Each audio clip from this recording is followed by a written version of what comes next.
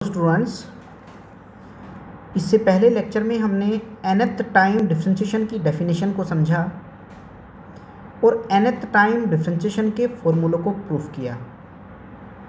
लेकिन जब हम nth टाइम डिफरेंशिएशन के फॉर्मूलों को यूज़ करेंगे प्रॉब्लम को सॉल्व करने में, तो हमें उसके फॉर्मूलों की आवश्यकता पड़ेगी। तो एक बार मैं इस लेक्चर में भी थोड़ा सा nth टाइम डिफरेंशिएशन के फॉर्मूलों को रिवाइज कर लेता हूँ, एक बार नोट कर लेता हूँ ताकि आपको लर्न हो जाए और फिर उसको 1 बाय 1 क्वेश्चन में अप्लाई करेंगे। जैसे कि हमने ये लेट किया कि मेरे पास कोई भी फंक्शन है y इक्वल्स टू fx, तो इससे हमने जो डेरिवेटिव निकाला वो dy अपॉन dx, जिसे आप d1 या फिर dy या d डैश y या f डैश x, उसे आप ये कहते हैं। अगर हम दूसरी बार उसका डिफरेंशिएशन करें तो d2y upon dx2 equals to d2y भी कह सकते हैं, d2y भी कह सकते हैं, d डबल डैश y भी कह देते हैं, f डबल डैश x भी कह देते हैं और हम इसे y2 भी कह सकते हैं। तो इस तरीके से हमने कुछ नोटेशंस यूज़ किए थे। सिमिलरली अगर हम nth टाइम डिफरेंशिएशन करें तो उसे हम yn equals to dny upon dxn equals to dny equals to dn time differentiation of y equals to fn x भी हम उसे कह सकते हैं। तो this is our nth time differentiation notations. इस तरीके से हम इसको कह सकते हैं। स्टूडेंट, ध्यान देने वाली बात यह है कि अगर मान लीजिए y is the function of t, तो जब y फंक्शन t का होता है तो y फंक्शन t का होने से अगर हम उसका पहली बार डिफरेंशिएशन करें, रेट ऑफ चेंज निकालें, तो हम उसे वेलोसिटी कहते हैं। अगर दूसरी बार डिफरेंशिएशन करें तो d2y अपॉन dx2 होता है, उसे हम एक्सेलरेशन कहते हैं। अगर हमें ये डिफरेंशिएशन तीसरी बार करना हो तो उस डिफरेंशिएशन का भी एक नाम होता है।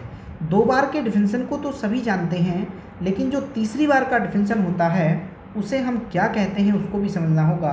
तो स्टूडेंट, जो थर्ड टाइम डिफरेंशिएशन होता है with respect to T Y का, उसे हम जर्क कहते हैं।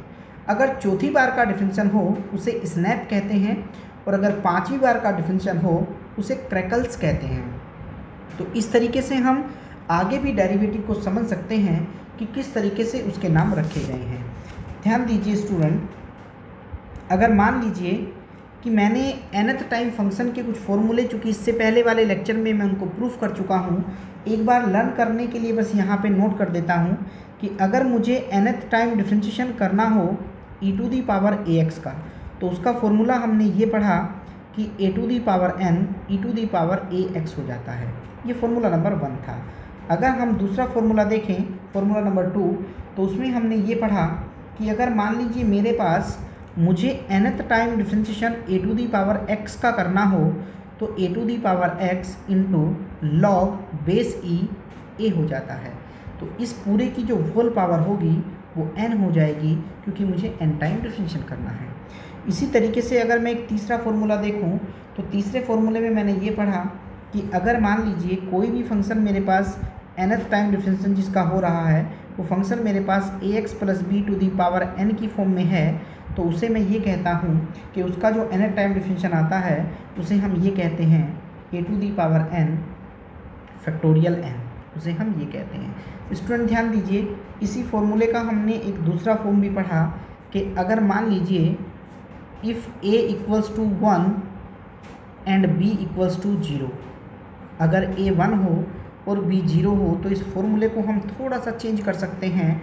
वो चेंज क्या आएगा, a की जगह 1 रखूँगा, b की जगह 0 रखूँगा, तो nth time differentiation of x to the power n equals to factorial n हो जाता है। और स्टूडेंट, सबसे ज़्यादा इस फॉर्मूले का यूज़ करना पड़ता है कि अगर मैं n+1 टाइम डिफरेंशिएशन करूँ x to the power n का तो वो 0 हो जाता है, क्योंकि ये n टाइम डिफरेंशिएशन हो रहा था, वो फैक्टोरियल n आया, और फैक्टोरियल n एक कांस्टेंट क्वांटिटी है, अगर उसका एक बार फिर से मैं डिफरेंशिएशन करूँगा तो उसका डिफरेंशिएशन हमेशा 0 आएगा।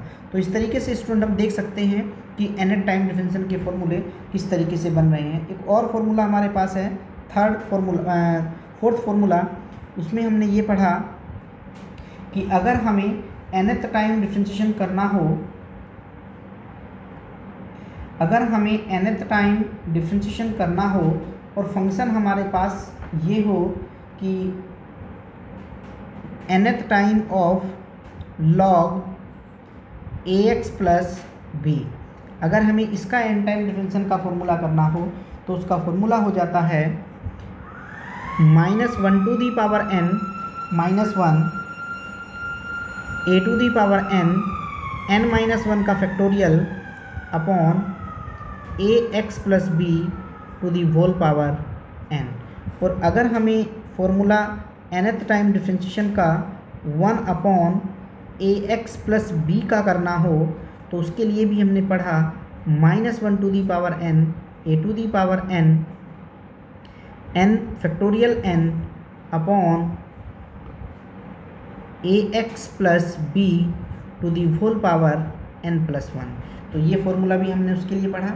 एक हमने सिक्स फार्मूला भी हमने एक पढ़ा कि अगर nth टाइम डिफरेंशिएशन करना हो और differentiation sine ax plus b का हो रहा हो, साइन ax प्लस b, तो उसके लिए हमने फॉर्मूला पढ़ा कि a to the power n sine ax plus b plus n pi by 2। तो फिर ये फॉर्मूला आता है।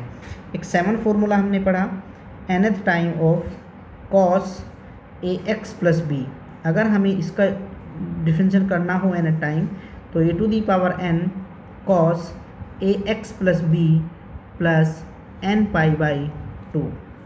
एक 8 नंबर फार्मूला था कि अगर n टाइम डिफरेंशिएशन करना हो e to the power ax sine bx plus c, अगर हमें इसका फार्मूला डिफरेंशिएशन करना हो तो a square plus b square to the whole power n by 2 e to the power ax sine bx plus c plus n tan inverse b upon a।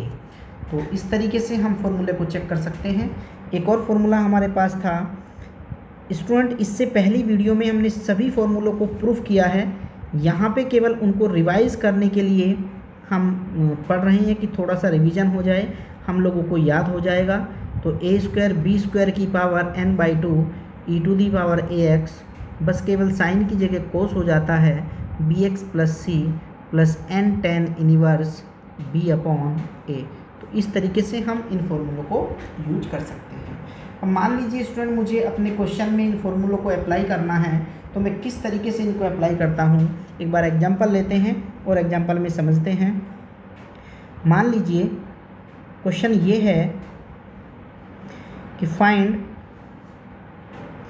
nth time differentiation, find nth time differentiation of y equals to sine 4x। मुझे sign 4x का nth time differentiation चाहिए।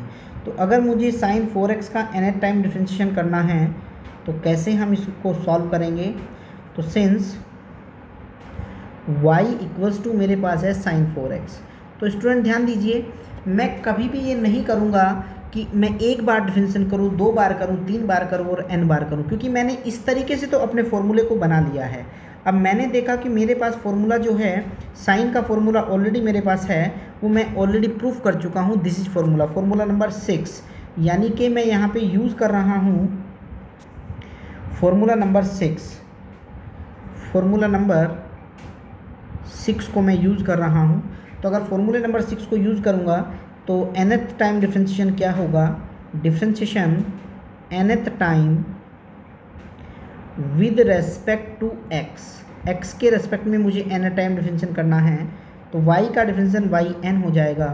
a की जगह पे 4 काम कर रहा है तो 4 की पावर n होगा, साइन अपनी जगह पे ही रहेगा 4x plus n pi by 2, और जो n की वैल्यू होती है वो 0, 1, 2 3 up to and so on हम रख सकते हैं, क्योंकि अगर 0 मैंने रखा तो कोई डेरिवेटिव नहीं होगा और मैंने 1 रखा तो फर्स्ट डेरिवेटिव आपको मिल जाएगा।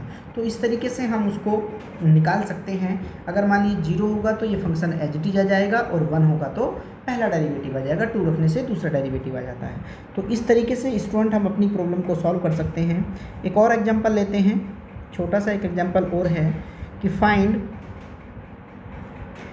nth time differentiation of y equals to log 2x plus 4 into 3x minus 2। हमें इस फंक्शन को n टाइम डिफरेंशिएट करना है। अगर हम इस फंक्शन को n टाइम डिफरेंशिएट करना चाहते हैं तो उसके लिए हमें क्या करना है, सॉल्यूशन स्टार्ट करते हैं। आपको गिवन है y equals to log 2x plus 4 और 3x माइनस 2। अब स्टूडेंट ध्यान दीजिए, हमारे पास जो फॉर्मूला है वो ये है कि अगर हमें nth time differentiation log ax plus b का करना हो तो -1 की power n minus 1 a to the power n minus 1 का factorial upon ax plus b to the power n हो जाता है। इसका मतलब ये हुआ स्टूडेंट कि मेरे पास log ax प्लस b की डेफिनेशन होती है, बट यहाँ तो मेरे दो फंक्शन प्रोडक्ट में आए हैं। प्रोडक्ट का रूल तो मुझे आता नहीं है, मैंने पढ़ा है, क्योंकि प्रोडक्ट का अपना एक रूल होता है 1 टाइम डिफरेंशिएशन करने का ही, और यहाँ तो मैं n टाइम डिफरेंशिएशन कर रहा हूँ। तो पहले मुझे एक डेफिनेशन देनी होगी। मैंने पढ़ा है कि कहीं पर भी अगर फंक्शन log में a इंटू बी हो जाए तो इसे हम log a plus log b कह सकते हैं। ये फॉर्मूला हमने पढ़ा है। तो चूँकि प्रोडक्ट में है तो y equals to log 2x plus 4 और प्लस log 3x माइनस 2 हो जाएगा। अब log की जो ये डेफिनेशन nth टाइम की है, हम इस दोनों के लिए लगा सकते हैं, फर्स्ट टर्म के लिए भी और सेकंड टर्म के लिए भी। यानी अगर मुझे डिफरेंशिएशन करना है, differentiation nth time with respect to x, अगर x के रेस्पेक्ट में मुझे इसका डिफरेंशिएशन करना है तो जो मेरी डेफिनेशन होगी वो कुछ इस तरीके से लगेगी। y का डिफरेंशिएशन yn हो जाएगा, a की जगह पे 2 काम कर रहा है तो डेफिनेशन होगी -1 to the power n minus 1 2 to the power n minus 1 का फैक्टोरियल और upon 2x plus 4 to the power n, और प्लस दूसरे वाले फंक्शन के लिए जब मैं लगाऊंगा तो -1 to the power n minus 1 3 to the power n minus 1 का फैक्टोरियल और upon 3x minus 2 to the power n। तो यानी अगर हम देखें तो दोनों के लिए हमने अलग अलग डेफिनेशन को यूज़ कर लिया है, और अगर हम इसे सिंप्लीफाई करना चाहते हैं तो -1 to the power n minus 1 का फैक्टोरियल कॉमन निकाला जा सकता है। तो ये हो जाएगा 2 to the power n upon 2x plus 4 to the power n और plus 3 to the power n upon 3x minus 2 to the power n। ये हमारा आंसर हो जाएगा। तो इस तरीके से हम nth टाइम डिफरेंशिएशन लगा सकते हैं, उसकी प्रॉब्लम को सॉल्व कर सकते हैं। एक और प्रॉब्लम लेते हैं स्टूडेंट। मान लीजिए कि मेरे पास एक फंक्शन है, find nth time differentiation of y equals to sin 2x cos x। मान लीजिए मुझे इसका nth टाइम डिफरेंशिएशन करना है। तो स्टूडेंट अगर मैं इसका nth टाइम डिफरेंशिएशन करना चाहता हूँ तो उसके लिए मैं देखूँ तो y इक्वल्स टू मुझे गिवन है sin 2x और cos x। दो फंक्शन प्रोडक्ट में आ गए हैं। प्रोडक्ट का मेरे पास रूल नहीं है, क्योंकि प्रोडक्ट में डिफरेंशिएशन करने का एक बार का ही अपना रूल होता है। मैं nth टाइम कर रहा हूँ तो प्रोडक्ट का ऐसा रूल तो नहीं लगा पाऊँगा। एक ऐसी डेफिनेशन लगानी पड़ेगी जिससे मैं इसको सेपरेट कर पाऊँ। तो मेरे पास एक डेफिनेशन है 2 sin a cos b। 2 sin a cos b की डेफिनेशन को देखें तो sin a plus b plus sin a minus B. तो मैं इस डेफिनेशन को लगा सकता हूँ। अगर इस डेफिनेशन को देखेंगे तो y इक्वल्स टू हो जाएगा साइन a प्लस बी, मतलब ये हो जाएगा साइन 3x प्लस ये हो जाएगा साइन x। अब हम इसको डिफ्रेंशिएट कर सकते हैं, differentiate nth time with respect to x। अब हम x के रेस्पेक्ट में डिफरेंशिएशन करेंगे, तो y का yn हो जाता है। पहले मैं इसमें डेफिनेशन लगाऊंगा, इसकी डेफिनेशन ऑलरेडी पढ़ चुका हूँ, 3 to the power n sine 3x plus n π/2 और प्लस साइन x का हो जाएगा 1 to the power n sine x plus n π/2। तो इस तरीके से हम nth टाइम डिफरेंशिएशन दो फंक्शन की प्रोडक्ट का भी कर सकते हैं। तो मान लीजिए मेरे पास एक और फंक्शन है, थोड़ा सा और अच्छा क्वेश्चन उठाते हैं।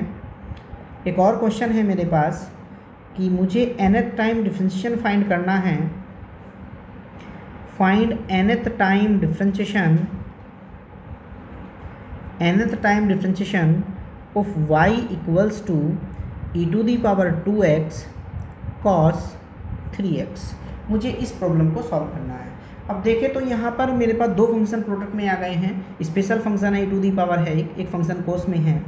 तो इस तरीके की प्रॉब्लम को सॉल्व करने के लिए मैं ऑलरेडी एक फार्मूला पढ़ चुका हूँ। तो मेरे पास फार्मूला ये था, चूँकि गिवन है आपको y equals to e to the power 2x और cos 3x, तो मैंने फार्मूला ये पढ़ा कि अगर nth टाइम डिफरेंशिएशन करना हो e to the power ax और cos bx का, तो मेरी डेफिनेशन हो जाती है a square plus B square to the power n/2 e to the power ax cos bx plus n tan inverse b upon a। तो इस तरीके से हम इस फॉर्मूले को यूज कर सकते हैं। तो अगर मुझे इस फॉर्मूले को अप्लाई करना है तो मैं डिफरेंशिएशन करूँगा, nth टाइम करूँगा, यानी nth time differentiation with respect to x। जब मैं x के लिए डेफिनेशन लगाऊंगा, x के रेस्पेक्ट में डिफरेंशिएशन करने के लिए, तो a की जगह पे 2 काम कर रहा है और b की जगह पे 3 काम कर रहा है, यानी 2 का स्क्वायर प्लस 3 का square whole power is n/2। e to the power 2x as it is रहेगा और cos 3x plus n tan inverse b upon a।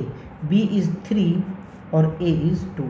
यानी अगर हम इसको थोड़ा सा और सिंप्लीफाई करें तो yn इक्वल्स टू हो जाएगा 4 + 9 is 13 to the power n/2 e to the power 2x cos 3x plus n tan inverse 3/2।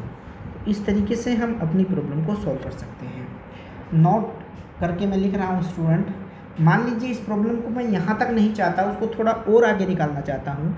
इस क्वेश्चन में मैंने ऐसा कहा कि मुझे yn@0 की वैल्यू चाहिए। इसका मतलब ये हुआ, अगर मुझे इसकी वैल्यू चाहिए तो फंक्शन में x की जगह पे 0 आ रहा है, यानी मैं क्या करूँगा कि पुट x इक्वल्स टू 0 इन, जो ये मेरी इक्वेशन नंबर 1 आ गई है। मैं इक्वेशन नंबर 1 में x की जगह पे 0 रख देता हूँ। अगर x की जगह 0 रखा तो yn@0 इक्वल हो जाएगा 13 to the power n/2 e to the power 0 1 होता है, cos 0 हो जाएगा, तो ये बनेगा cos n tan इनवर्स 3/2। तो ये इसका आंसर हो जाएगा। तो इस तरीके से हम x इक्वल्स टू 0 पर भी उसकी वैल्यू को निकाल सकते हैं। तो स्टूडेंट, जितना आपसे पूछा जाए क्वेश्चन में, आपको उसी तरीके से आंसर देना है। अगर मान लीजिए वो आपसे केवल yn चाहता है तो हम yn देंगे, और अगर yn की value at x equals to 0 पर, 1 पर, 2 पर, 3 पर, कहीं पर वो मांग रहा है, तो हम x की वही वैल्यू उसके अंदर रिप्लेस कर देते हैं जिस पर वो वैल्यू चाहता है, हमें उसका आंसर मिल जाएगा। इस तरीके से हम अपनी प्रॉब्लम को सॉल्व कर सकते हैं। एक और एग्जांपल लेते हैं स्टूडेंट, बहुत अच्छा एग्जांपल है ये भी। तो क्वेश्चन ये है कि if y equals to cos square x then find yn, तो हमें yn कैलकुलेट करना है। तो प्रॉब्लम हमारे पास है y equals to cos square x। अब स्क्वायर के लिए तो हमारे पास डेफिनेशन नहीं है, लेकिन हमने एक फॉर्मूला पढ़ा है कि अगर cos 2x हमारे पास हो तो उसकी जगह पे two cos square X minus 1 रखा जा सकता है, यानी कॉस स्क्वायर एक्स की जगह पे रखा जा सकता है cos 2x plus 1/2। Cos 2x की डेफिनेशन यानी कॉस एक्स की nth टाइम डेफिनेशन हमारे पास है, स्क्वायर की डेफिनेशन हमारे पास नहीं थी, इसीलिए हम कॉस स्क्वायर की जगह पे इसको रिप्लेस करेंगे, यानी y इक्वल्स टू हो जाएगा कॉस 2x प्लस 1/2। अगर हमें डिफ्रेंशिएशन करना है nth time with respect to x, with respect to x differentiate करेंगे, उसके लिए हमारे पास y का डिफरेंशिएशन yn हो जाएगा और n 1/2 nth time differentiation of cos 2x हो जाएगा और plus 1/2 nth time differentiation of 1 हो जाएगा। और 1 का जो nth टाइम डिफ्रेंशिएशन है वो 0 होगा क्योंकि पहली ही बार में 0 हो जाएगा, तो yn इक्वल्स टू 1/2, यहाँ से जो डेफिनेशन बनेगी वो 2n cos 2x plus n/2 हो जाएगी। थोड़ा सा और इसको सिंप्लीफाई कर लेते हैं, 2n-1 cos 2x plus n/2, ये हमारा आंसर हो जाएगा। यानी इस तरीके से हम nth टाइम डिफरेंशिएशन के फॉर्मूला लगा करके प्रॉब्लम को सॉल्व कर सकते हैं। स्टूडेंट, जितने भी मैंने फंक्शन आपके सामने रखे हैं कोई भी उनमें पॉलिनोमियल और रेशनल फंक्शन नहीं था, तो हमें नेक्स्ट लेक्चर में ये डिस्कस करना है आपसे कि अगर कोई भी रेशनल फंक्शन या पॉलिनोमियल की फॉर्म में आता है तो उसका nth टाइम डिफरेंशिएशन कैसे करेंगे।